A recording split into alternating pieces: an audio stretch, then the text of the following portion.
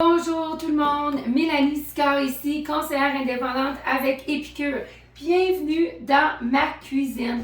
Merci d'être parmi nous et merci d'être ici pour apprendre comment faire un repas avec les produits Épicure de cru à cuit en moins de 20 minutes. J'espère que vous allez aimer, j'espère que vous allez avoir de super, de belles découvertes et que vous allez voir comment c'est facile de cuisiner avec Épicure. Alors, allons-y sans plus tarder à faire notre repas grec. Alors, ce que vous retrouvez ici dans mon bol, c'est des patates que j'ai déjà coupées pour ne pas vous laisser à me regarder à couper des patates.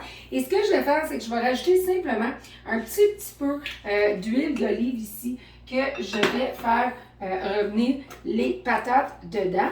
Et nous allons mettre au four sur nos fameuses plaques à biscuits à 400 pour environ 12 minutes. Et ce que j'ai décidé de mettre sur nos fameuses patates, c'est notre fameuse épice SPA. SPA est pour sel, poivre, ail, un épice qui va partout.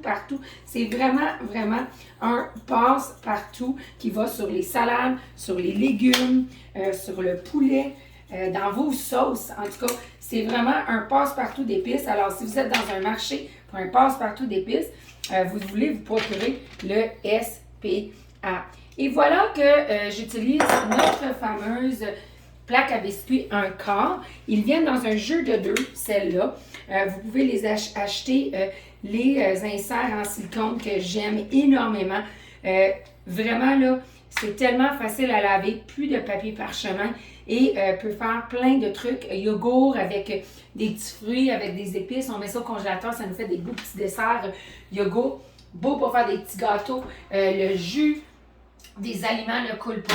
Alors voilà qu'on met nos fameuses patates au four. Mais si vous êtes dans le marché pour une plus grosse plaque à biscuits, nous avons aussi la grande plaque à biscuits. Alors, sans plus tarder, nous allons commencer à travailler sur notre fameux poulet dans notre fameuse étuveuse. Et oui, c'est une étuveuse qui va au four, au micro-ondes, au lave-vaisselle et au congélateur. Et c'est vraiment un game changer. Je vais vous dire, là, moi, c'est un de mes indispensables dans la cuisine que je me sers à chaque jour pour faire du popcorn, du riz, du quinoa, des pâtes. De la viande, des légumes, des gâteaux. Pensez-y, allez hop, je fais plein de choses. Alors, ce que j'ai fait dans les tuveuses, c'est qu'on a déjà coupé ici le poulet cru. Et ce que je vais rajouter avec mon poulet cru, ici, c'est notre fameuse épice à souvlaki. Vous allez remarquer, nous avons une super de belle grande gamme d'épices. Et je les adore parce que ça a des saveurs pour tout le monde. Alors, j'ai 2 poitrines de poulet et j'ai mis une cuillerée à table en utilisant la fameuse cuillère 4 en 1. Sur 2 poitrines de poulet, une cuillère à table, ça suffit. Et chaque pot, pour que vous saviez, se trouve avec des recettes sur le côté des pots. Alors, super convenient, mais je vous suggère toujours d'en mettre un petit peu moins au tout début. Parce que ça peut être un petit peu pognant et ça se peut que vous allez devoir rajouter un tout petit peu de sel à votre recette vu que nos produits sont moins de 5% de sel et de sucre. Alors même si tu dis Mélanie, je ne mets pas de sel, c'est parce que la majorité des choses qu'on achète en magasin sont déjà à haute consommation de sel parce que c'est un numéro 1 additif qu'on met. Alors, assurez-vous, lorsque vous utilisez votre étuveuse, de faire sûr que les 3 petits trous de ventilation font face en avant à loin de les poignées. Alors, nous allons mettre au micro-ondes maintenant pour un petit 3 minutes parce qu'à la mi-cuisson, nous allons vouloir rajouter un demi-oignon parce que vous ne voulez pas mettre vos oignons tout de suite dans la cuisson parce que ça va devenir très ils vont être comme quasiment écrasés. Moi, j'aime énormément avoir un petit crunch, un petit croustillant dans mes légumes lorsque je fais du souvlaki. Et vous voyez comment je coupe mon piment, c'est un petit truc. Moi, je regarde beaucoup de petits documentaires sur la cuisine et je prends des petits astuces et des petits trucs. Et voilà que j'ai aucun dégât. Le milieu, il est là. Et là, ça fait tellement simple à couper mes aliments. Alors, dans mon fameux poulet souvlaki, je vais rajouter ici un piment complet. On n'a jamais assez de légumes. C'est bon pour la santé. Et ça a un super de bon goût. Alors, voilà que mes que mes oignons et mon piment rouge, il est prêt pour ajouter à notre mélange. Mais entre-temps, nous allons commencer à travailler sur notre fameuse vinaigrette grecque pour accompagner notre super de belle salade. J'ai mon feta, j'ai mes tomates et mon concombre ici, mais nous allons faire une super de belle vinaigrette, super facile à faire. Alors, nous allons utiliser la fameuse carafe ici qui a les mesures à l'extérieur. Vous allez voir notre fameuse entonnoir qui est très pliable et flexible, parfait pour faire plein de choses. Moi, je m'en sers pour du ketchup, du jus de tomate.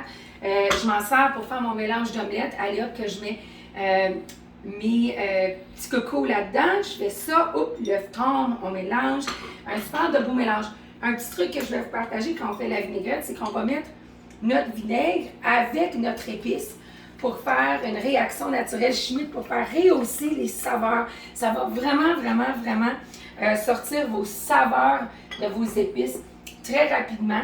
Puis, on va par la suite rajouter l'huile d'olive requise. Parce que si on avait mis l'huile d'olive tout de suite, ce qui arrive, c'est que l'huile d'olive enveloppe l'épice et ça prend beaucoup plus de temps pour que les saveurs sortent de l'épice. Alors, un tout petit truc que j'aimerais vous partager. Alors là, pourquoi que je suis allée un petit peu à l'envers? Alors, ce que vous retrouvez ici, dans ma vinaigrette, ici dans ma bouteille de vinaigrette, c'est les épices de notre fameuse vinaigrette grecque avec un quart de tasse de vinaigre de vin rouge. Et comme vous pouvez voir, je brasse un petit peu. Et nous allons rajouter un 3/4 de tasse d'huile d'olive. Là, si vous aimez, une vinaigrette qui est crémeuse, ce qui est le fun, c'est que vous allez être capable de rajouter soit du yogourt ou de la mayo pour vous faire une vinaigrette crémeuse grecque. Alors, comme vous pouvez voir, en ce moment, la vinaigrette, elle est prête à aller avec notre fameuse salade. Alors, nous allons mettre le tout sur le côté. La litiveuse, ça vient de sonner après 3 minutes. Nous allons regarder ce que ça a l'air et nous allons mélanger. Alors, on veut toujours s'assurer de mélanger à mi-cuisson pour pas que vous allez pouvoir regarder, pour pas que ça soit entièrement cuit. Vous voulez vraiment que ça soit comme un à moitié cuit ou un 3/4 cuit. Alors, comme vous pouvez voir, on est pas mal sur la bonne voie. Là, maintenant, je vais rajouter les oignons et les piments. Et puis, il va rester encore un petit croustillant dans mes légumes. C'est délicieux. Mais si vous n'êtes pas amateur de micro-ondes, là, inquiétez-vous pas, vous pourriez utiliser notre fameuse grosse plaque à biscuits que je vais vous montrer encore une fois ici. Et puis, vous auriez pu mettre votre poulet ici souvlaki avec vos épices ici au four et ça serait cuit dans le temps du 20 minutes. Alors, vous pourrez commencer ça au four et ensuite travailler pour vos à côté. Alors, puisqu'on a remis maintenant notre poulet, il est là, on va commencer à travailler avec le aneth et citron et un petit peu notre petite ail aussi pour vous faire une belle petite tzatziki. J'espère que j'ai des amateurs de tzatziki ici. Et puis, si j'en ai, laissez des commentaires en bas. C'est super le fun d'entendre ce que vous aimez. Alors, on va sans plus tarder dans mon bol 4 tasses de préparation. Ce que vous trouvez, c'est une tasse et demie de yogourt grec. Et nous allons rajouter 2 cuillères à table ici de notre fameux mélange aneth et citron.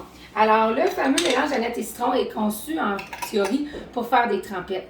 Mais avec tous les épices et piquants, vous pouvez faire plein de choses. Alors, moi, je m'en sers pas 90% du temps en tant que trempette. Tous nos mélanges de trempettes, en fait, je m'en sers pour acheter dans mes soupes, dans mes salades, dans mes quinoa, dans des petites à côté de pâtes, si vous aimez.